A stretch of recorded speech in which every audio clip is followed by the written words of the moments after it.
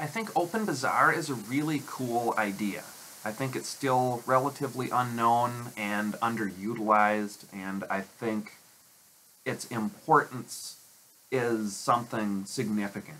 I think more people, if they could become aware of these marketplaces using cryptocurrencies and have a use to use and spend cryptocurrencies and experience them in transactions and doing things other than just trades, I think that would be great for a lot of people. I know I'm always kind of looking for reasons to use these cryptos as currencies, as kind of what I think is their, the point of them to be used, not just simply bought and traded and hoarded, where they seem to be in their development right now.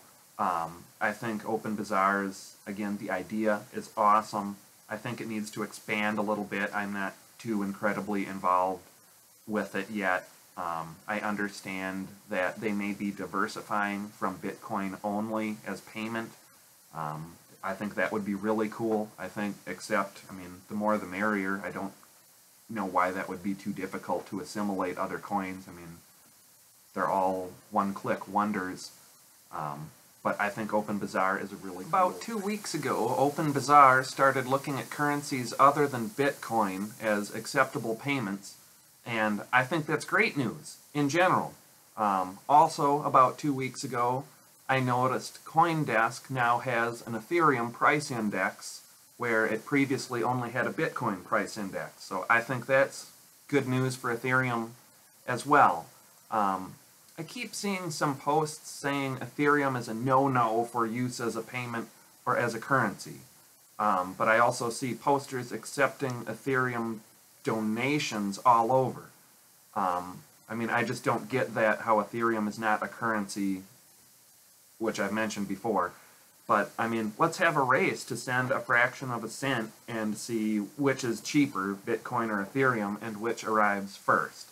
I don't get how Ethereum is absolutely unacceptable to use as a currency, and I don't understand this "it just shouldn't be done" attitude coming from the crypto space of all places. I have the sneaking suspicion that people with interest are simply favoring the coin they put money into and don't want to change their opinion. If you're diversified, why worry? If one asset is tanking, wait it out or just shift it. With these liquid cryptos, if that's the way you want to play the game, it can be done in a second. That's why I went to Ethereum. I think it looks like it's got a better handle on the future, and with one click, you can shift your assets if you want to take that risk. Or again, with most of these, I think you can just be patient and you'll get your money back anyway. But Ethereum's, it's opening up to developers, it's faster, it's cheaper, it's scaled a heck of a lot more, it seems to me. It can handle a lot of transactions. Its blocks are different. It's about to be free from miners with this Casper development. And I've said before, I think miners are dependent constituents bleeding the network on Bitcoin. Look at it. They burn vast amounts of energy, amass in areas of cheap power geographically, and have the network over a barrel. How are they in charge of the network? And they are in charge of the network. And how did that happen with the mighty decentralized Bitcoin? And how are people still going along with it and even defending it? The fact that miners have so much power maybe crept up on everybody, and their unequal distribution, again geographically, is disturbing. And digital citizens are apparently just as lazy and apathetic as any others. I don't know what's going on there and why people can't admit that, but Bitcoin optimists and maximalists are not acknowledging that miners and mining in Bitcoin has to be radically changed for me, or probably, there's probably somebody out there with a similar opinion, for me to like it and trust it again. And on the other hand, that's another area where Ethereum's solution seems infinitely superior. Less energy consumption, more open and accessible for everybody than in Bitcoin.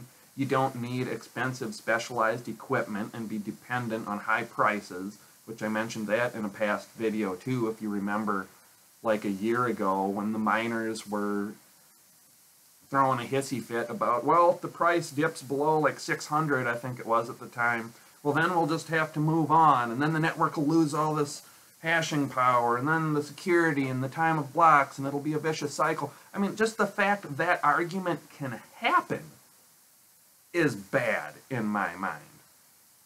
But, I mean, you don't need expensive specialized equipment with Ethereum and be dependent on those high prices. You don't have to be dependent and demanding higher fees to make your living. I mean, you can simply commit to lock up some Ether and see what happens. I mean, that sounds a lot more accessible to me than mining in Bitcoin.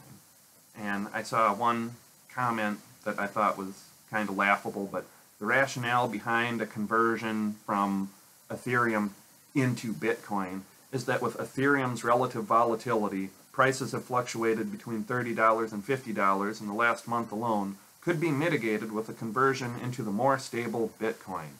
End quote. I mean, Ethereum fluctuates almost $20 and Bitcoin fluctuates almost $400 and Bitcoin is the stable one. I didn't get that. The energy savings then, I think that's good because it's not wasteful for one, and I think that's an admirable trait to it, but it's also the freedom from the miners, and that's another aspect of decentralization that Bitcoin, while it says decentralized, isn't as decentralized as Ethereum in this particular aspect.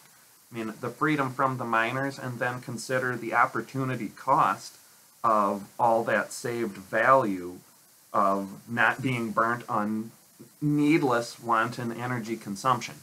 I mean, I think that's a big built-in positive right there. I did see one comment saying, well, with this proof of stake, the rich will get richer and it will create an oligarchy, and what about the people? It's like, one, what do you think mining in Bitcoin is? Mega mining operations exploiting cheap energy make a lot more than the average person mining. And even the average person mining had to drop some money into hashing rigs. And yeah, even the smallest miner did have to make an investment of capital. Power back to the people means if you bust your ass, earn some money, accumulate some value, then risk it on an investment. If you have time and research and some luck on your side down the road, you might get some nice returns. I'm not sure what that person's perception of power to the people means. I doubt that person really followed a thought tree, but either that person is just insulting to insult, or the idea of power to the people means just giving that person free money or something. And, I mean, proof of stake will restrict some flow of Ethereum too, and for anybody thinking Ethereum is too inflationary, as unlike Bitcoin, there is not a set limit forever and ever and ever. When people accumulate some Ether, they may hope to lock it up for some kind of interest, and in fact that cycle will result in the available flows of Ether being reduced, like capital tied up in an investment. I can't say I have too much of an opinion on that, but I think it's good, cool, and more accessible to average people than the headache of Bitcoin mining, that's for sure. I heard, too, maybe the number of Ether you'll need to lock up in this proof of stake could be up to 1,000 Ether. I don't know if that's true or not. That would be, I mean, a lot more than I would have, but I still like the idea because I'm never going to be a Bitcoin miner either. It's like, I see like these hashing rigs and the cost of energy and the long-term plan. So just to say, oh, you need 1,000 Ether to be able to be a miner? Jeez! It's like, I look at the mining rigs in Bitcoin and go, holy crap! It's like, I could never do that either, at least with Ethereum. I mean, there's a much more accessible theoretical threshold to do. I mean, just get enough, which, yeah, I mean, that's probably going to be out of my price range, but again, I don't have $10 billion to invest in the new Google development or like the next rocket for commercial spaceflight or something either. So if you want to use that argument of, again, it's not giving me free money right now, I mean, I don't really care about that argument. I like its principle more than the Bitcoin mining principle. So I guess that's what I have to say about that. And yeah, I mean, the Bitcoin alternative is, I mean, power to the rich miners, or subsidizing them like Bitcoin is by bowing and scraping and bending the network in some contortionism meant to appease them. Ethereum is better, I think, for average users, and it's allowing a lot more coins and tokens to be developed on it, so you can make your own coin. I mean, do whatever you want with it, where Bitcoin can't. And just another, I mean, Ethereum openly says it's centralized, but it allows for greater harmony and decentralization, whereas Bitcoin says it's decentralized, and that's just nonsense. I mean, Ethereum might have a core team, but it's motivated and dedicated to helping its users succeed, and they jump on problems early and solve them quickly. I guess as a parting random thought, I went to a bar the other day, maybe a week or so ago, and some guy who had to be at least in his 50s, I just started talking about Bitcoin and cryptos and Ethereum, and some guy, yeah, who was like in his late 50s or something, like he knew what Bitcoin and Ethereum were and was enthusiastic, and I thought that was really cool. I think that was the first time I brought it up around random people, and one had anyone else even know what they were, let alone be like familiar, versed, and knowledgeable about it. It's like, I take that as a really good sign, and I thought that was really cool. Like the first time, I mean, I've been talking to random people a long time, just, hey, have you heard of cryptocurrencies? And like some dude was like, yeah, dude, they're awesome. And he was like an old guy, and I was like, that is really cool. That gives me some optimism for the future. Another side note is, it seems today Ethereum's doing a little uptick. Who knows, you know, maybe it'll go up and then back down or whatever. I think it's on a general trend going up. So, I mean, even if it goes up and then comes down a little bit, it's like, I don't think it's going back down to previous levels. I mean, I don't think it's going back to 40 again, ever. I would be surprised if it did. I'd be really surprised if it did. Right now, it's been passing and playing with that $50 mark. I mean, I think a high 40 to like $50 mark is going to be a new floor for it.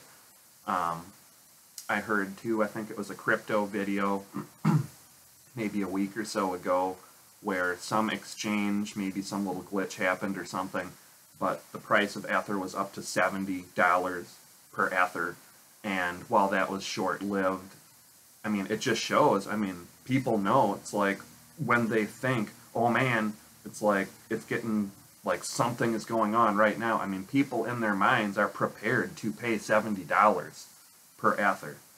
And right now, some exchanges have been at 60 something, not the ones I use, are still around like 52, 53 or so right now, which has been, it's as of this moment, kind of high, as generally 48 to 50, 51. Again, I don't know what's going on today or if that'll continue or not as of this video.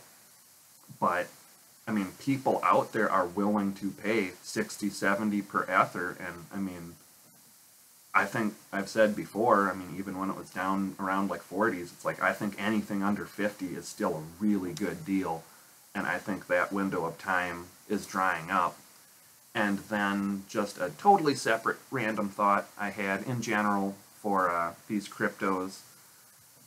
I've heard some people say too, when I bring up cryptocurrencies, of, well, if you have, you know, a global kind of coin, and it gets to the point of globalized and everybody's using these, it's like, well, then you lose the power of your own local or national currency to, you know, make deals in the international finance arena. And I think that's just a ridiculous argument that is just false. I mean, what power do you think you have? And I know anybody out there would know this argument too, and it seems obvious. But other people think this of, well, you know, if I abandon the dollar, the whatever you're using, I mean, well, then how will we bargain? And, you know, we won't have the power to do this or that. It's like, one, I don't think any global currency, I mean, will get a grip forever based out of a nation. I mean, they come, they go, civilization rises, falls, economies rise and fall. But I mean, it was thought before World War I that countries could not do the kind of war they were about to see because they'd bankrupt themselves and war would become unsustainable. And that's something we hear in the crypto space a lot of inflationary currencies. You can just keep running that printing press forever. So if you think supporting a local currency gives you, the average guy, the little people, power to leverage in international finance, I mean, you're wrong. It's just the puppet masters playing to you, and I mean, it's like, you'll never have the power of that. Only the super, super rich ever will. And I mean, that, I don't know why, but that's a recurring attempt at a rebuttal or something when I bring these up. It's just, having your own local power currency does not help you. I mean, it's not local power, it's local liability, honestly. It hurts you tremendously. I guess that's